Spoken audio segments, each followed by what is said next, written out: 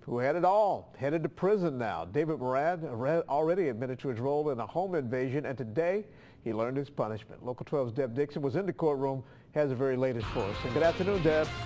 Hi. You know, in that courtroom, you're just watching it, shaking your head, going, how did this happen? How did this kid, a privileged kid who had everything, in the prestigious school, his father's a doctor, college was in his future, how did he become this manipulative, kind of weird leader of a robbery gang? And it wasn't just that he was on drugs, which he says he was on drugs. The evidence in this case, it includes guns, it includes a hatchet. He was going to chop off the fingers of victims in this home he burglarized, even though it was the wrong home. Today in court, he did apologize for what he did. As I've sat in here, as the haze of the drugs has worn off, as I've matured and seen the lifestyle that I thought was cool, realized how horrible everything that I've done over the past year is. I'm such a terrible person.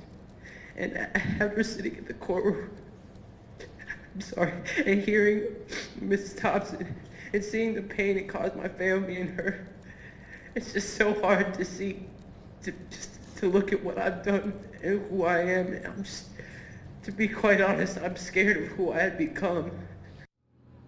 He's going to have some time to think about it. He's going to prison for 6 years, 8 months, and then on probation for 5 years after that. It's not what the detective on the case wanted, or really what the victim wanted, because the charges don't really match what had been the potential. As the detective said in there, the crime, they're lucky it didn't turn out to be a homicide. He said there's an evil side. He hopes his apology is sincere, and he hopes when he gets out of prison he's a changed young man. We'll have more on this at 6. The father who broke down in court.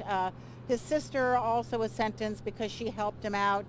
And there was a lot of emotion in the courtroom. We'll have it all at 6 on Local 12, John.